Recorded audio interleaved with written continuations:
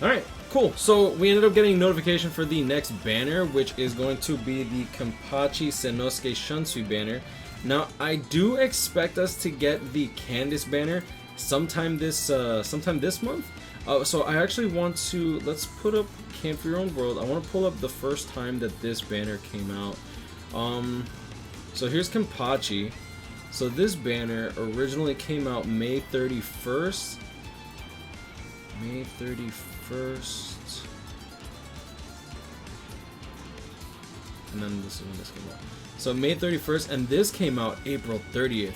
So it's actually quite mad that we have not gotten a rerun for the Candace banner yet, but they're already doing Camp for Your Own World's Linken's Return.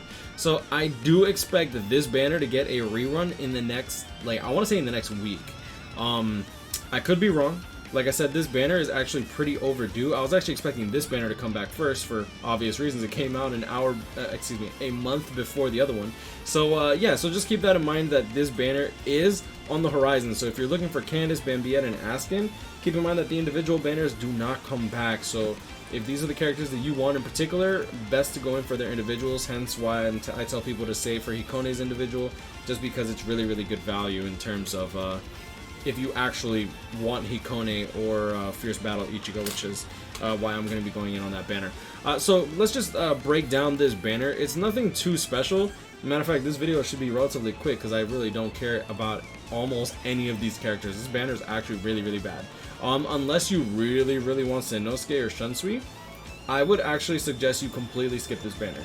Kenpachi is absolutely not necessary. One of the things that I actually like about this Kenpachi is the fact that you can just completely skip his banner because you can just make your own room and say that you'll carry the Kenpachis. Simple as that. Yeah, so let me go over the characters that are actually worth mentioning. So I will pull them up here. Kenpachi, Sennosuke. I actually like Sennosuke.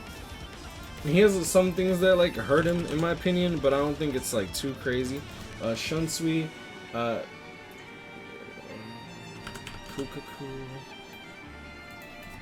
Yoruichi. This Yoruichi is pretty mediocre though. I don't think she's like worth talking too much in depth. I'm just bringing characters that are even remotely worth talking about. And Omaida, which is actually kind of funny because you wouldn't really think of it, but whatever.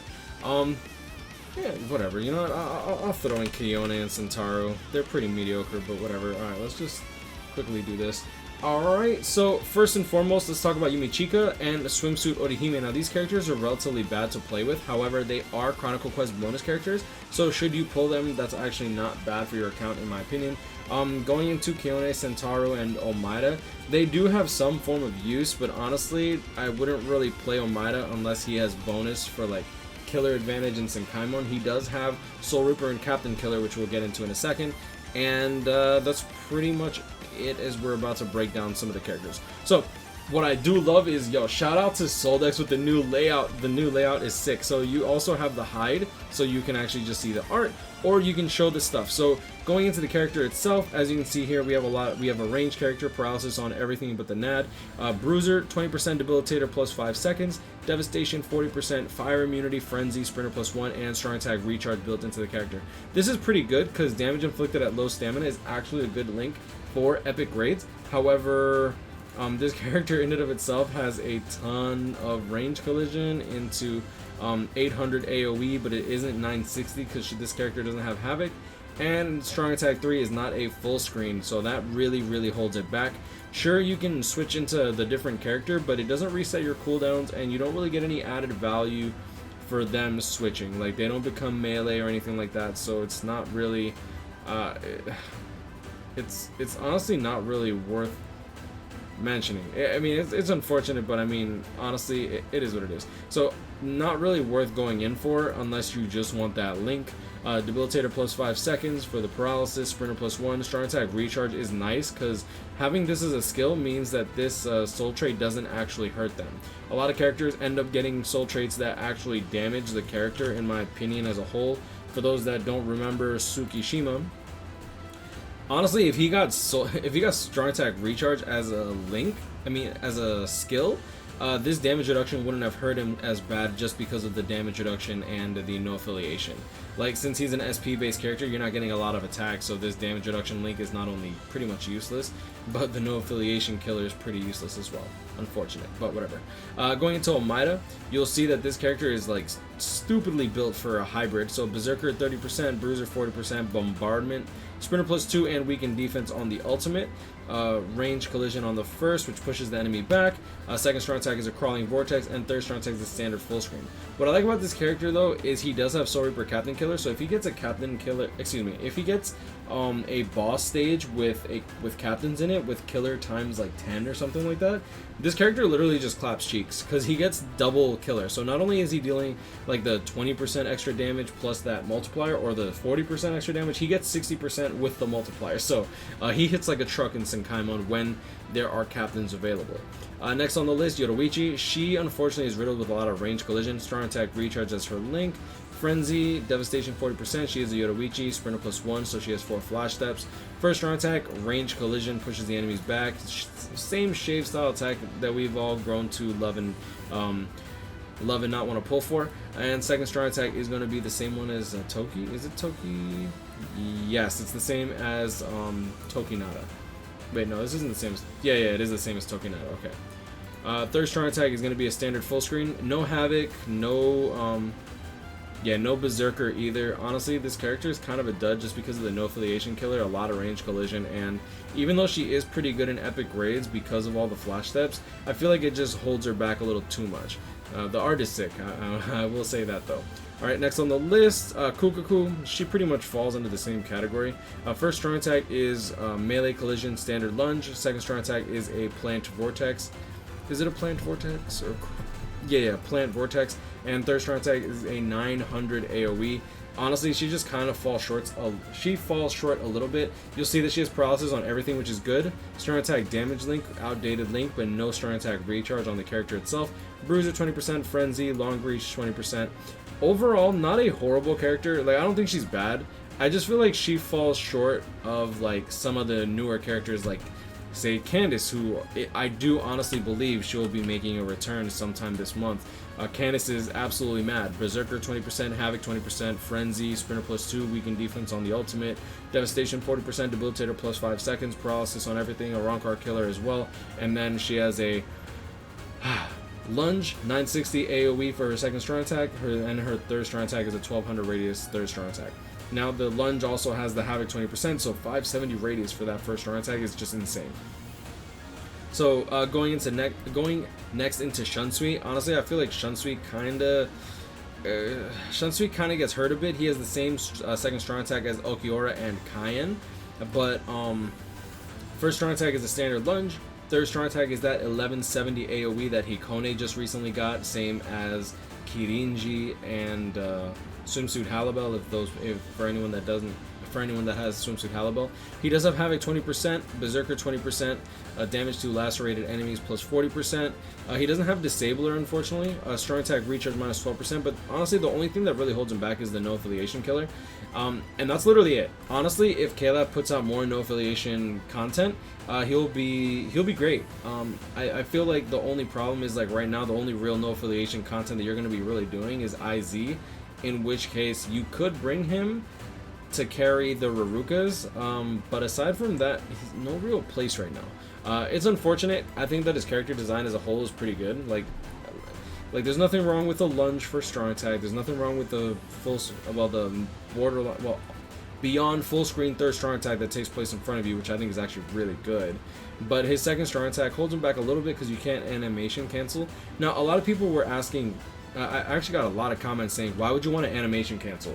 Reason for that is simply, when you're doing something like epic raids, you might want to like dodge.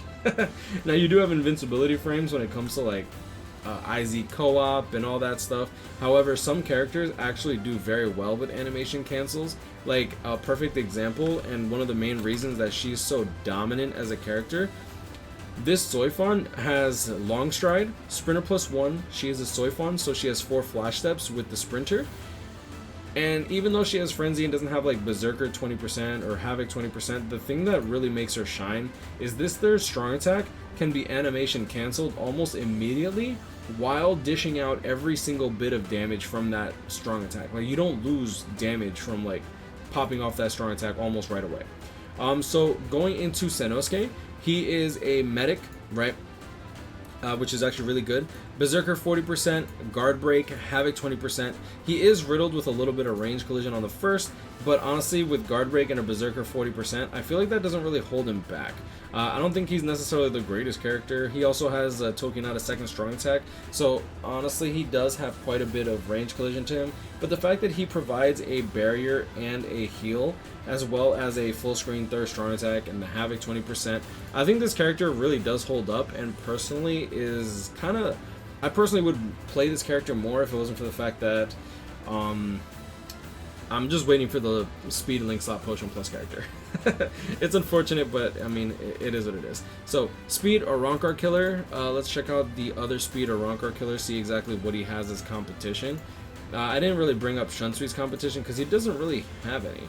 So he's definitely going to be competing against like Baz B. However, Baz B's melee, Sennosuke's range, and I believe that this guy's range. Yes, he's range. So he's pretty much just competing with Baragon, and yeah, he's pretty much just competing with Baragon at this point. Maybe Anniversary Ichigo, but not really. Yeah, I mean, I personally would run Sennosuke and use this Anniversary Ichigo as a link, but then again, I also personally do love, I personally love the healers, like, I really do. Alright, so next on the list, and last but not least, is Kenpachi. Kenpachi sucks. I honestly don't know how else to say it. I love Kenpachi. For those that don't know, you guys... For those that are new to the channel, I pretty much go balls deep for like every Kopachi that comes in, including this one.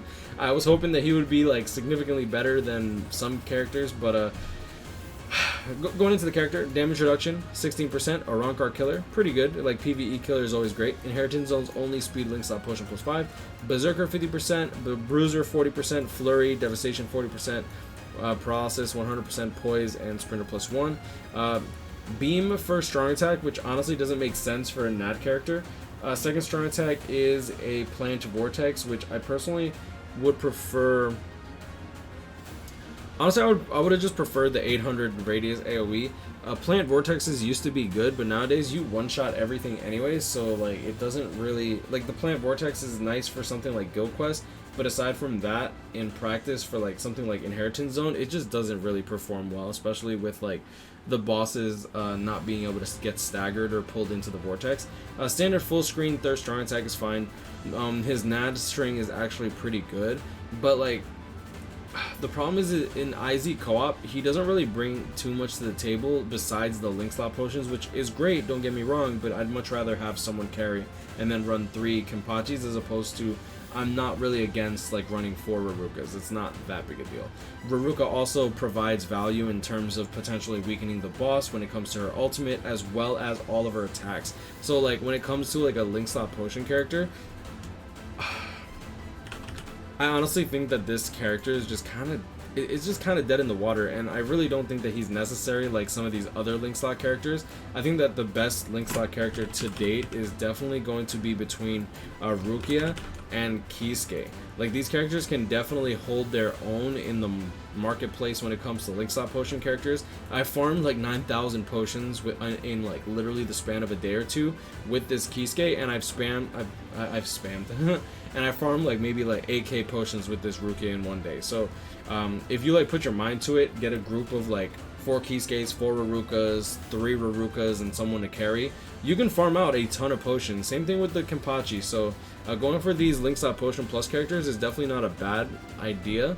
But one thing to note, and one thing that I actually really one thing that I really like about these link slot potion characters is, since everyone knows how bad these characters are to begin with, like characters like Kenpachi in general.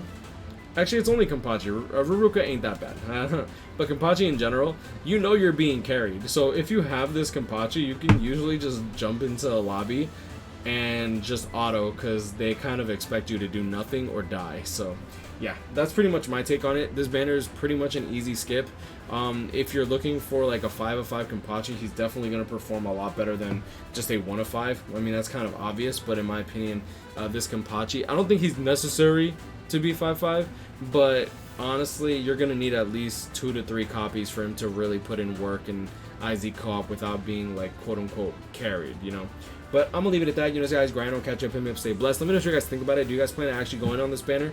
I wouldn't be surprised if people really want to summon for him just because of the link slot potion skill. Like I said, it does provide value to the account, and if you also don't have Yumi, Chika, and Orihime, potentially pulling them, like pulling any of these characters will have their use. I just don't really think that the filler pool right here is up to the power creep that a lot of these newer characters have. Yeah, so, I mean, that's pretty much it. Stay blessed, y'all. Like, comment, subscribe, new. Hope y'all enjoyed this video, and I'll see y'all in the next one. Peace.